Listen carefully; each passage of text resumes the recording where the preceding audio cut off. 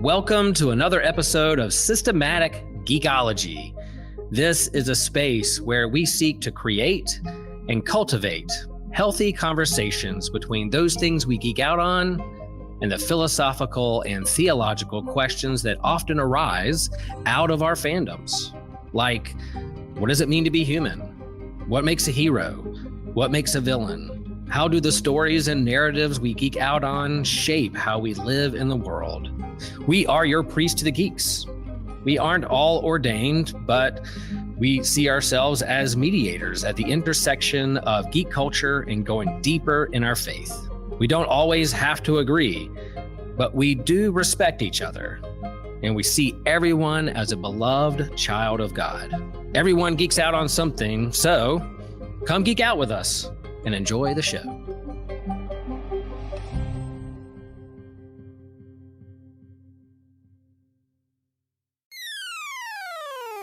You're listening to an Anazal Ministries podcast.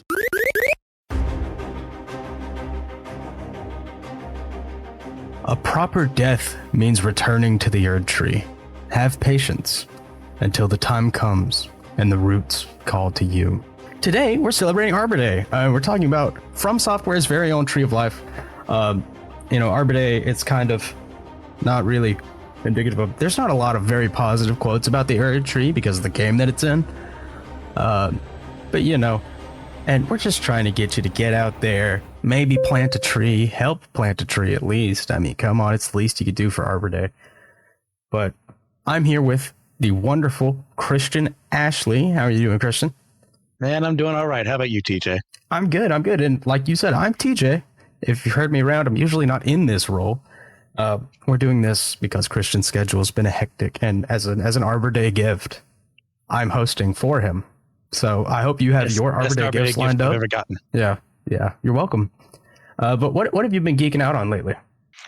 Well, the second season of the slightly soft rebooted Doctor Who just came out. First episode was fine. It was a fine addition. Not the best one, not the worst one. How about you? Yeah, for me, I'm kind of all over the place. I'm in my Minecraft phase right now, so I'm just playing but it's not, I don't have it like deep in myself, I'm not launching my own world and building in my own world. It's always a friend's world. So it's not quite as bad as it could be. I can only play when he's online. So okay. That outside of that, Ichi the Witch, I had fallen super behind on. Love great Ichi the new Witch. series and jump. So good. But if you are on a laptop, please consider rating and reviewing our show on Podchaser or Good Pods. This helps the show gain recognition. It makes it easier to find us in search engines. If you're on your phone, please consider rating, reviewing, or commenting on the show on Apple Podcast or Spotify. And that's the same thing. We're just trying to manipulate algorithms. You know how we do. Jonathan Augustin, this is for you. I just want to thank you from the bottom of my heart for supporting us on Patreon. It means a lot. And if you want your name in this slot, you can support the show for as little as $3 a month. And you can do that on Apple Podcasts, Captivate, or Patreon. So let's talk about Arbor Day. And by Arbor Day, I do mean the Erdtree. Because, yes, let's be honest, Arbor Day is Arbor Day. But it's a great excuse to talk about our favorite tree, maybe. Probably not. I don't even think it's my favorite tree in the game, actually. Ooh. Oh, yeah. I think I know what you mean. Yeah. But what's your experience with the Erdtree? What was that like for you getting into Elden Ring and discovering this thing? So, caveat here, we're always talking about, when we're talking about a FromSoft game, as part of what they build in their world, there aren't quest objectives, markers. You can go into one area of the game and suddenly an NPC you were working on a quest with is dead and you lose access to him if you're not reading the guide online. God help anyone who doesn't do that. And there are crazy people out there who do, and I don't understand it because I'm a completionist. I want to get everything done. But also as part of that world is the idea of if you're not reading every single item in the game, you're not going to 100%, and even then you're not going to 100% everything that's happening in the game. So I don't know if you don't go to the catacombs of dead black skeleton guardian who's it, what's it, and kill 100 skeletons, just get a 1% drop rate of the cod piece of black skeletons, you're not going to know all the lore that's going on in this game. So if we miss something, that's why. So to actually answer your question, the Erdtree, I mean, it's one of the center points of the game is you're moving around and you look in the distance and you see, goodness gracious, what that giant gold thing? Oh, it's a giant tree. That's pretty cool. And as you advance in the game, you get closer to that tree, wondering, when am I actually going to get near this thing? And there's little trees over here that have the golden seeds in them that help my flask. So maybe that improves me even more if I head all that way, until you learn this is where everything kind of went down. You've got Marika, whatever happened with her, Radagon, whatever happened with him, all merging together, prevent people from using the Erdtree for what it's being used for. We can get that in a second. I think it serves magnificently in the game. It's like a central focus point of, I need to go that way at some point in time. And then when you actually get there, oh man, this game got a little deeper than I expected. Yeah. I really think they do a phenomenal job here. When you start Elden Ring, you can play through the tutorial if you read the message that says, hey, the tutorial's down there, and fall into the tutorial cave. You can also, I know I did my first run, you can choose to get a little key as your starting gift, and you can do a whole dungeon before you actually enter the world of Elden Ring. But when you do, God bless you. You take this big, huge elevator up. It's so long, and then you open the door, and the skyline is dominated by the Erdtree, and it's immediately like, hey, there it is. That's the goal. You don't know it yet, but of course you're thinking like, I'm going to go to that tree. Right. And the entire game, they reference it. They reference the grace of gold. And for me, I heard the grace of gold and I assumed it had something to do with the giant golden tree in the skyline. Fair. I'm not sure if that's true for all people, but for me, it was, you start the game, here it is, go there. So that's what I did. I tried to get there and I got very distracted because Elden Ring is huge. But, indeed. It's FromSoftware. It's open world for real this time. So the fact that I think they knew they wouldn't have the linearity that usually helps their level design. So we're like, well, we gotta make this pretty obvious, Yeah. You'd have to be a fool to keep going right and go to Kylie this early in the game. Yeah. There's that giant tree you got to head towards instead. Yeah. Or fall into that trap chest, which I'm sure most of us did. I avoided that one. I didn't. I did not. Man, not the first time. What a terrible experience. Awful. Like, oh gosh, I can only imagine, because you go there to higher level and you haven't even learned that those enemies, if you have the wrong kind of weapon, you're just going to keep whacking them and it's going to bounce off of them. You did like next to nothing to them. Yeah, I love it. I love the character design in the game, just because it's intuitive. Like, it makes sense. You're not thinking about that because they're video game enemies. They're FromSoftware enemies. Like, I'm going to go hit him and it's going to hurt him. If you had played Demon Souls before Elden Ring, which most people haven't, because most people haven't played Demon Souls, even with the remaster, that's a new concept to you for this game. Because Demon Souls is the only other one where it was that drastic, I walked in there with my Guts' greatsword, my own Dragon Slayer, and because I will admit, like, the second thing I did after I got into Elden Ring was look up where that sword is. And then I didn't look anything else up after that for my first playthrough. But I needed the sword, so I looked it up. Yeah. I'm like, my sword's 20 pounds. And these guys just aren't being hurt by it at all. But it makes sense because you look at them and they're stony. They look like they're hewn from the rock that they're mining. I love that bit of Elden Ring. But this episode's not about Elden Ring. It's about the Erdtree. Yes, which is in Elden Ring. But it's not the same. So, Christian, why do you think people should care about the Erdtree? Well, just from a lore perspective, this is kind of what a lot of this hinges on. You've got... And this is me doing research because I definitely didn't pick these things up in the game because I don't read every item. Or if I do, I forget what I just read 5 minutes later. And you've got this whole spiel. If you actually are paying attention, there's this entity known as the Greater Will. And it, he, she, whatever, is kind of the originator of the world because there used to be this other entity out there known as the One Great, who's kind of like a almost demiurgic God and your more Gnostic kind of view. And the greater will superseded the one great, tore him open, and kind of created creation through that process. There's more nuanced data what I'm getting to, just this is for simplicity's sake. And as things evolved, things came along, worlds were created. Our world here, where John Elden Ring will live, you have the greater will descend, and part of that is raising people like Marika into godhood and allowing for the planting of the Erdtree itself. And through the process, also forging the Elden Ring for which this game is named. So if you don't pay attention to that, you're going to play the same game I did, but you're not going to get as much of an appreciation for why things are happening. Why are people fighting over this thing? Where did this giant tree come from? What are the mythological references that George R. R. Martin was using here instead of actually finishing the book series he's known for? I think rightfully so. I do think Elden Ring, if he ever finishes Game of Thrones, I think Elden Ring will still be better than that last book. Oh, no doubt. Like, I'm glad he worked with it. Like, you can see his hand here. You don't see where his hand was told no, and I'm grateful for that. But for the most part, he works really well when he's making a mythology. Yeah. Yeah, and it's really funny. You can just, if you've read George R. R. Martin, you can tell that he came up with some of this stuff, because I wish I'd written down a list of the names in Elden Ring, which is a lot of what he had to do with it. But we've got Marika, Mariga,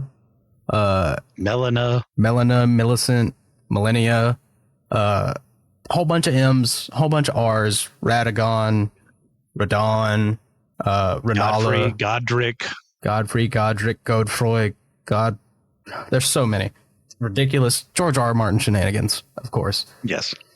Which is J-R-M. Yes. Or G-R-M. So it's very subtle, really.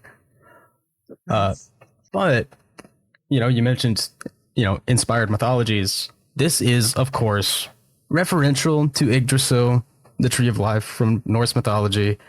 And it's different. It's definitely different, because if you do some digging and you listen to the many hours of Erdtree specifically, lore dumps on YouTube, because that's really what it takes to understand what we're talking about here. We do not have enough time on this show. Yeah, not possible without Bhati Vidya. Yeah.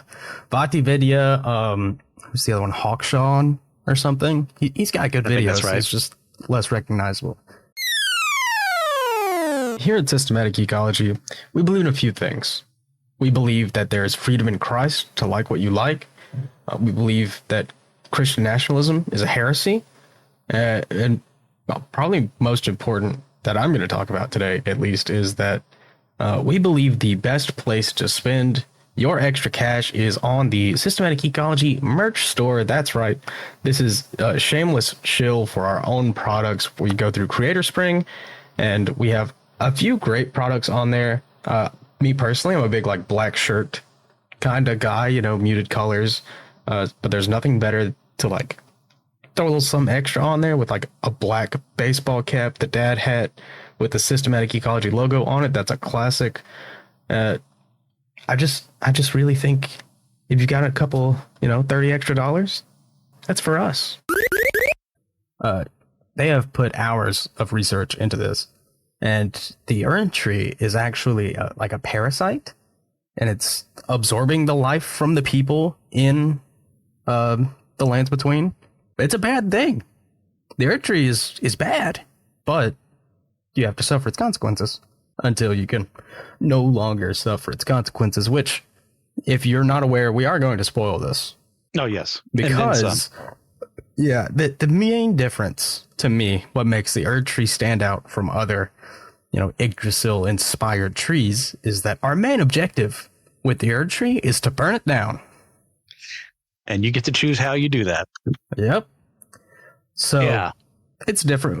What about you? Is there any other Yggdrasil-esque tree in games that you can think of? I don't want to count God of War, because that's literally Yggdrasil. That's not inspired. That just is Yggdrasil. It's kind of cheating. Man, I can't think of anything off the top of my head, but you raise a really good point. As opposed to what Yggdrasil is supposed to be in your Norse mythologies, at least agreed upon canon, it's supposed to be kind of life-giving, life-bearing, and it holds up the 9 worlds 10 if you're in Marvel. I think that's the retcon. And, giving them their own spheres where they're supposed to be. You've got that nutty little squirrel that's always trying to chomp on it. What is his name? Like Ratatosker or something like that. Yeah. There's also a serpent down there. It's also a way to get knowledge and all this mess.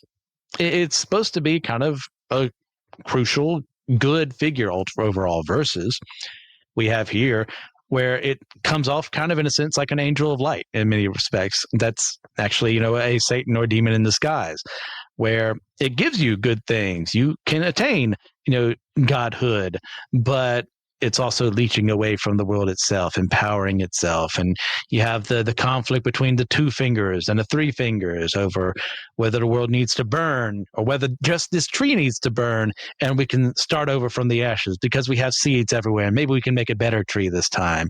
Or who cares about that at all? You just want to bring darkness and destruction in the world. Or you just really want your wife who really love you. So you go on her path and get a cool sword out of it and a marriage. Yeah. And you go to space. It's the best ending. Oh, absolutely. It's easily the best ending and the coolest. You do the most stuff, All those cool places you get to explore. Yeah. Yeah. Some of the best areas in the game. Yes. And some of the best boss fights in the game. Shout out Radon, which, we're already spoiling it. So shout out to the first Radon fight in the Lands Between. Man, that shocked me. Getting to the end of the DLC, it's like, oh, it's Radon again. Awesome. Oh no. Yeah. And he's with, oh gosh. Oh man. He's with Miquella. We thought Miquella was a good guy. Oh, apparently not. No, Miquella, just like the Erdtree, actually. And I think it's a really important analogy. Because Miquella, we see Far from Grace, whatever, but the public perception of Miquella is exactly like the public perception of the Erdtree because it's worshipped. This is good. This is foundational to our country, our world. And the whole time, it's got a much more sinister plot, Absolutely. Really good DLC. Also, the DLC does have, I want to say, I think DLC has my second favorite tree in the game, the Shadow Tree, the Skidoo Tree, if you will, which is a failed attempt to grow an Erdtree. Yes. And it's no less magnificent, even though it's its total and complete opposite. It's still serving many of the same narrative beats that the Erdtree itself is doing, just in a corrupted place that was, where our deities in this world kind of came from in the first place, and how that went to hell, and how they abandoned it to its own, and started massacres and genocides over there because they didn't want it to be there anymore because of massacres and genocides that happened to their own people. That DLC, if you're actually paying attention, if you're putting the work in, you're going to get a lot more out of it. Yeah. Yeah. And it's, I don't know. I love the style, the storytelling style of FromSoftware. But that's probably because I was sort of raised on it, played Dark Souls 2 for like 4,000 hours in high school. It was like 2,000 hours, but it's Dark Souls 2, so that counts as 4. Yeah, I have high praise for this game and other games like it. This is one thing that always irks me, is that I have to look things up. Like, look, I don't need things handed to me on a silver platter, like just spoon feed me, like make me do a little bit of work, sure. But this is too much work. This is, how the hell was I supposed to know I was supposed to do that? Why would I talk to this person over here who has nothing to do with this person over here so that I can advance both of their quests, even though they have no knowledge of each other as far as I know? And how does this person relate to this person? Well, we'll get to how Marika and Radagon are the same person, but also not the same person in a bit. It's infuriating, but when you actually read what's happening, I'm fine with it. It's just too much to actually get there. Once again, shout out Vatividya. Without you, I'd be lost completely. See, I really do think it's a good thing for the game, and especially in Elden Ring, in the Soul series. Sekiro is different. Bloodborne, Sekiro is like completely different. Still a great game. Yes, but absolutely. You actually do get to just be a part of the story, and not just your story. I think it encourages exploration in a way that is really unique, because it's not requiring you to do the exploration, but if you find something that confuses you, you're like, oh, what did I miss? So you go look for what you missed, or at least I did.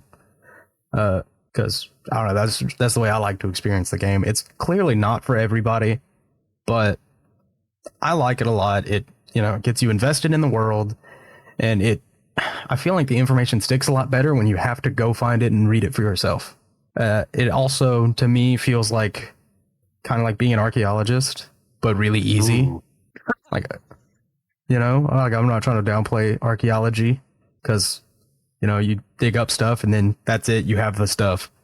We get descriptions from the stuff. It's awesome. It's great. Yeah. I like it a lot. I like how you word that. I mean, because there are different ways you can play this game, and they're all perfectly valid. There's the I'm just playing the game for the game and combat, and then I don't care nothing about the story. There's the people who care more about the story and not the combat. There's the people like me who care enough to look at certain places and stop if I don't know where I'm going unless I look it up. And there's more people like you. It's like I'm looking at every nook and cranny. I'm going to get every single thing out there because I'm beyond a completionist. I'm a FromSoft completionist.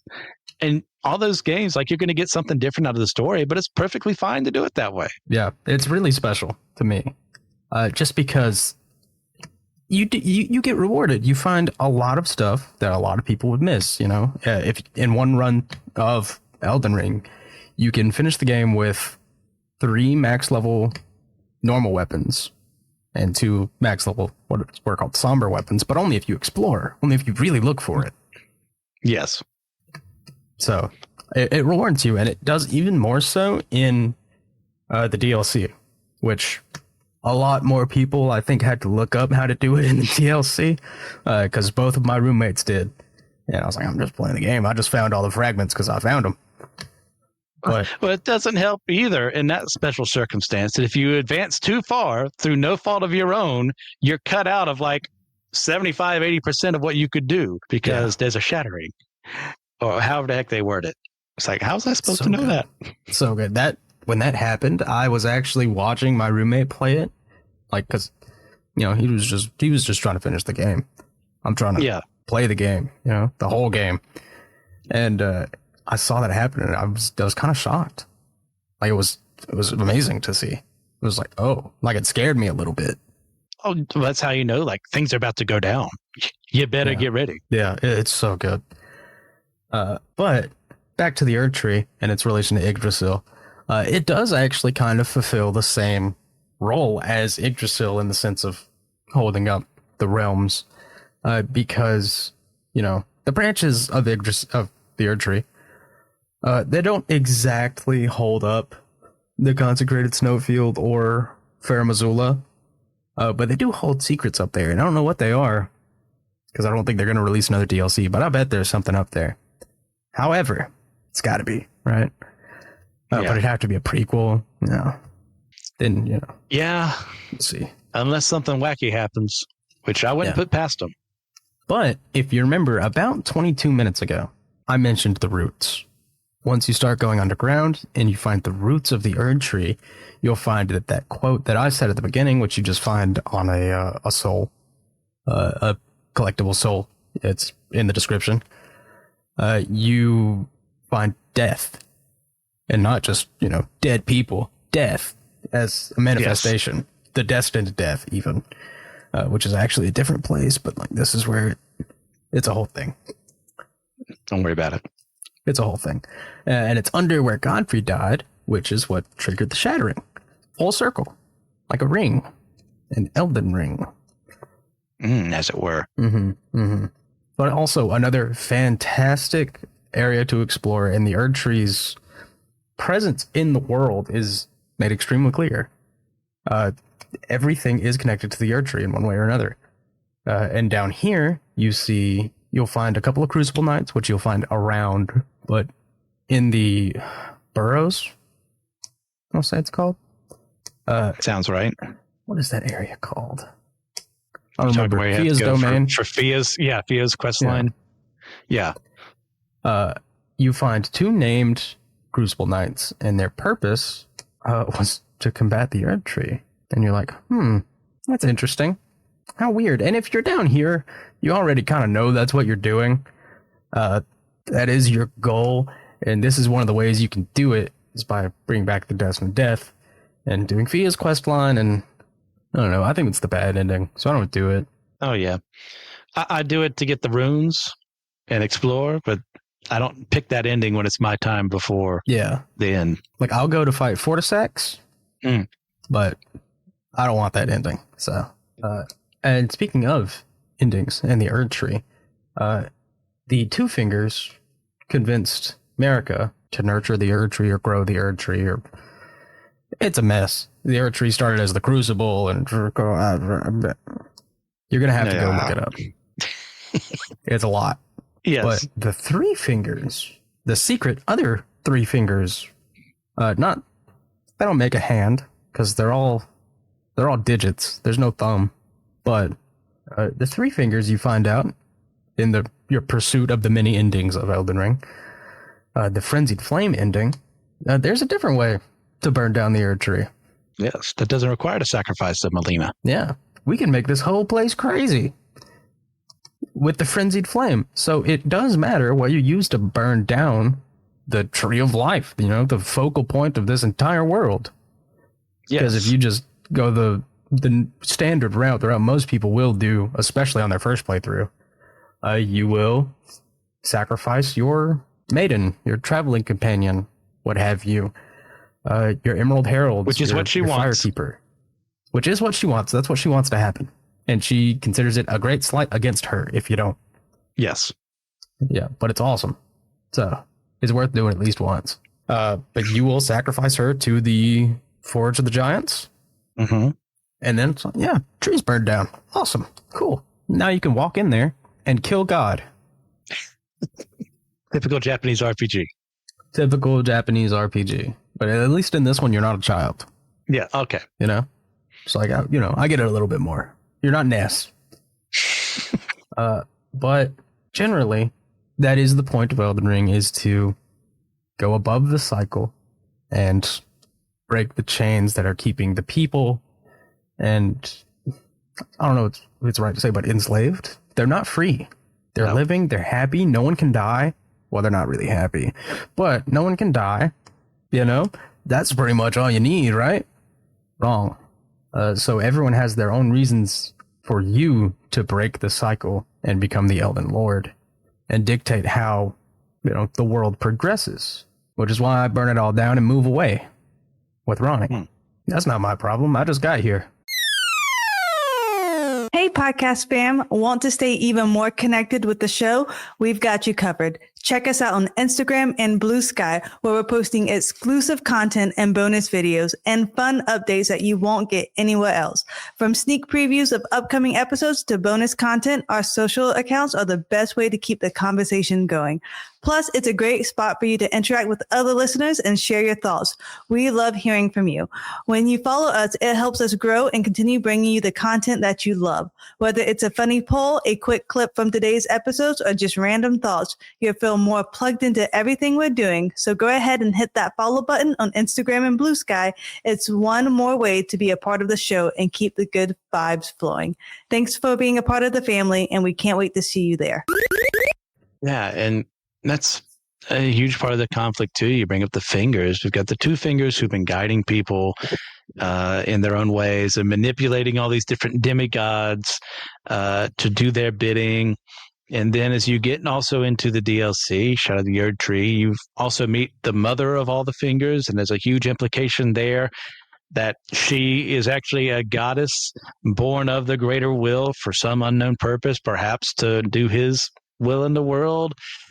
And that's what's caused everything to go to hell, is people listening to people they shouldn't listen to. And of course, the Three Fingers ain't much better, because in their idea, it's kind of like the Altmer in Elder Scrolls, is the idea of, we're in this mortal plane we shouldn't be. We were all complete at one point in time. We were in the heavens. So we need to get rid of this world right here. And then everything will go back to the way it was. We'll ascend. We'll be pure spirit beings in a sense. Yeah. And if you're not paying attention, that sounds, pretty, enticing, until you realize what you have to do to get all the way down there to the literal depths. Like, there is no way of accidentally picking that ending. You have to choose. Not one. And it causes a lot of death and destruction along the way. Yeah. Yeah. Like, then immediately after you do it, Melina shows up and she's like, "Hey man, what's up? Not cool. Why did you do What is wrong with you? And then two, I mean, as well, like we learn through the story as well, through reading the item descriptions, God help us, that they have manipulated Marika, who has become essentially the goddess, the god of that world, to do what she does. But not just her, also all the other demigods, and as well as Radigan, who is not her first husband, but the second one that she had. And Radigan was with Renala. Then he went to Marika. Sorry. I'm getting all my R's and M's and G's mixed up. God, how did that ever happen? Imagine that. And through this process, you meet people like Goldmask, who is just a guy just standing. He's withered, decayed, and he's got his promised disciple there right beside him the whole time. And all he does is just T-pose in front of the Erdtree, worshiping it, reflecting on it, being scientific about matters, being faithful in his religion. And as part of their quest line, you learn Radagon and Marika are one and the same, but they're also not. And Marika caused a shattering because she was kind of done with everything, but Radigan still wants to protect it because they had a huge conflict over that. So while she's stuck up there, he is until you release her, and then you have to have the final fight with him until you get to the Elden Beast, which is the true form of the Elden Ring in many respects, thanks to the greater will. Mm-hmm. Mm-hmm. And also, I'm glad you brought up Meteor. The fingers. Yeah. The giant hand monster, the mother of fingers. It's also implied pretty heavily that is the kind of thing that Radon was trying to prevent. So foreign alien beast coming down and taking over the world. That's what Radon learned gravity magic for, was to hold back the stars, which include these threats, which also include other threats that you do get to fight. Both Estelles are these things. And Radon is such a good character, and his story becomes so tragic. Oh yeah, just manipulated at every turn. Yeah, even before the DLC came out, you kill Radon, and then meteors just start destroying stuff. And it's a video game, so not that much, but a lot more than they would in most video games. Because after you kill him, there's a huge hole in the ground. And you go down there, and there's 6 more areas to find. All part of Ronnie's quest to defy the greater will, to defy the two fingers, to bring a new hopeful age of humanity, the age of stars, where there's no guarantee things will be better, but there's no guarantee things will get worse either, which some people, and me, take as a better way to end the story than just dealing with the Erdtree itself. Yeah. Hey, I got to marry the pretty blue girl. Yeah. That's a happy ending for at least one of us. Consort. And I didn't have to mentally manipulate her to become my promised consort, unlike a certain other someone. Yeah. Chew on that. Also, the DLC makes me feel a lot better about killing Millennia. Oh, gosh. Also, the fact that I like Radon makes me feel a lot better about killing Millennia, because she deserved it. Every bit of it. She deserves it for how many times it took me to kill that woman. Yeah, I don't have that problem. Waterfell dance. Great sword user. I'm a dead man. She just has no poise. You just hit her with a 20-pound sword twice. Because my build really comes to fruition in New Game Plus, where I can have 2 of them. Ooh. Power stance them. It's so fun. It's such an easy way to play the game. I don't want to say it's that easy, but it really is. When you're dealing that much poise damage, you just kind of walk up to something and boom. Then its poise is broken, and then you just do it again. It's great. It works really well on Millennia. I struggled not nearly as much as most people on that boss fight, just because I love heavy weapons. And she's got my number. But all it takes is to kill her once. Yeah. You have to kill me every time. I have to kill you once. So it's really not fair. But she definitely deserved to die. Not only for what she did to Radon, but for that absolute villain that she was trying to protect. And also failed, by the way. Why are you still... I have never known defeat. I know, no one's ever killed you, but your brother is not in that cocoon. Yeah. Nope. And you definitely have lost. Then you learn, too, we all thought Moog was just this evil guy, just dealing with blood and everything. It turns out he was also being manipulated by Michaela. How the heck you want to pronounce that name? Yeah. So, awful. It's awful still person. a bad guy, but was made worse because of someone else. Moog and all the omens were just kind of mistreated because they were different. And Michaela's I could use that. I can use that against him. Everybody already hates him. I mean, just And then I'll shed parts of myself just to be all noble as things go on in the game. It's like, oh, okay, I know what you're about. yeah. Charlatan, a liar and a charlatan. But if you're still keeping up, that's pretty much the plot of Elden Ring, as far as I'm concerned, at least. But I do feel confident saying Elden Ring for me is a 10 out of 10. Do you disagree? No, on this one, no, we are in complete agreement. As much as there are things about the game that frustrate me to no end, certain boss battles that, I'd go and murder some Japanese businessmen and developers for what they did. Look, this is a fun game. It's rewarding when you actually look and explore places. It cares about you in that way. It doesn't care about you as far as like telling you where quests are and how you can advance them. That's what the wiki's for. Thank you for Extra Life. You're a time saver in that regard. But the combat's amazing. You can switch up and do anything and it be viable. And you have, if something is really hurting you, there are other ways that you can change your build. And it's in-game possible to do it. So it even helps you in that regard. You can be an invader. You can be someone who just punishes invaders. It's a ton of fun. Depending on how you want to play the game, there's multiple ways to do it. Like we mentioned earlier, like this is a 10 out of 10 game, hands down. Hands down. No argument. Don't try. I'll smack you. What even is there to say? This is the culmination of FromSoftware's many years of beating down the downtrodden. Us. Oh, gosh. Yeah, I've certainly lost more hair as a result of them. Yeah. And as far as I'm concerned, Dark Souls 2 was my favorite Souls game until Elden Ring came out. And then we've done a bit of Dark Souls 2 revisionist history, and people are coming around on it again. But very famously is the most hated entry in the series. Yes. But I was about to say that's a controversial pick. Yeah, it is. Right? But then people started saying Elden Ring is Dark Souls 2 too, because it is. Yeah. A lot of the things people like so much about Elden Ring were in Dark Souls 2, and they took them out for Dark Souls 3 because people didn't like Dark Souls 2. I'll say outside of 3, it's the one I played the most out in the Dark Souls trilogy is 2. Yeah. I think 1 is the worst. That's not what this is about, though. That is the definition of punishment. 1's the worst. Dark Souls 1 is the worst one in the series. For me, I understand if you like it more than 2. I'm not saying that's a crazy opinion. I know most people like it more than 2. 2 is my favorite one, though. So, I think this whole episode's kind of been at least a little bit philosophical, a little bit theological. Because what Elden Ring kind of feels like to me is what I could easily see it being mistaken as like the church. Because, I mean, it is a church. Yeah. And it's kind of easy to see how, through the lens of the game, how easy it would be for an establishment like the church to manipulate the public. Thankfully, the church is not the Golden Order. Maybe if they were, we would have cooler swords. I'm not saying I would prefer it, but in FromSoft games. You've got the Healing Church, Bloodborne. You've got the various religious entities in the Dark Souls series over to different countries as time progresses in the Age of, Fire and Dark. Age of Fire and multiple games.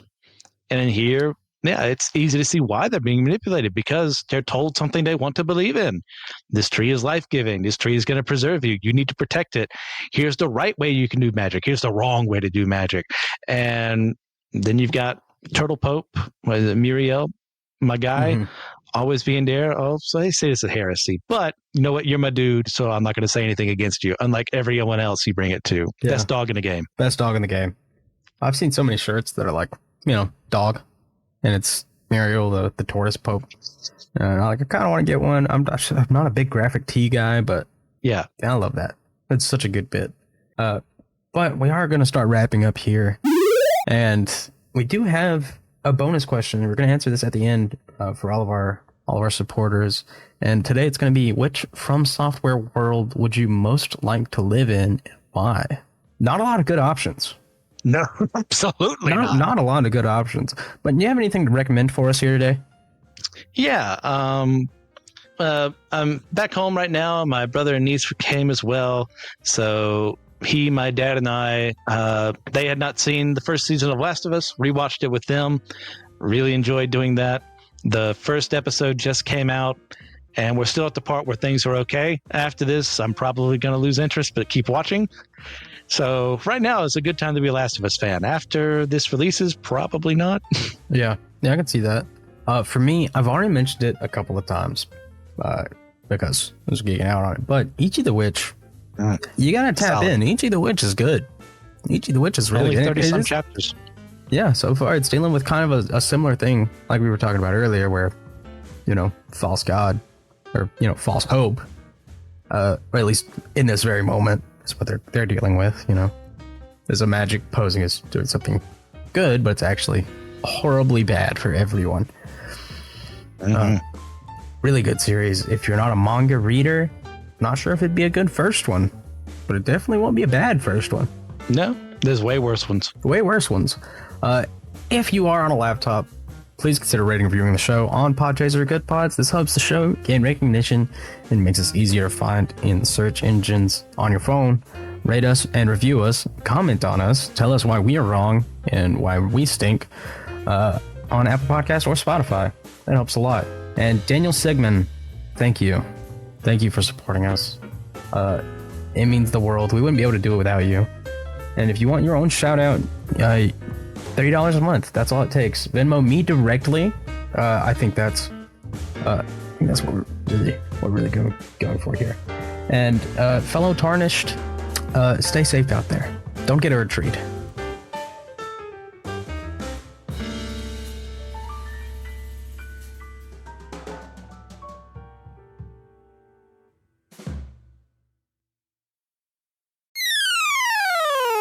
Hey guys, again, thank you so much for listening to our show and being part of the Systematic Geekology team.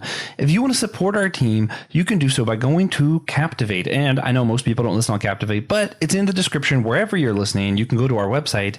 At the very bottom, you have the options to either subscribe and you'll get some extra content and fun stuff like our bonus questions, all those kind of things that hopefully you all come to love as much as I love making them with our fellow geekologists on the team. We also are hoping to do some future D&D campaigns, stuff like that, and all that's available for our sponsors. But if you don't have those extra funds and you're not really into the subscription thing, you can also leave a one-time tip, just one-time thing to help out our show as we kind of stay in the game with podcasting, keep relevant with all the technology and all that stuff. And it costs a lot to run a show, and we appreciate you for your help. Again, thank you so much for listening. We value your time, and it means a lot to us that you give us your time by listening to our show and supporting us in that way.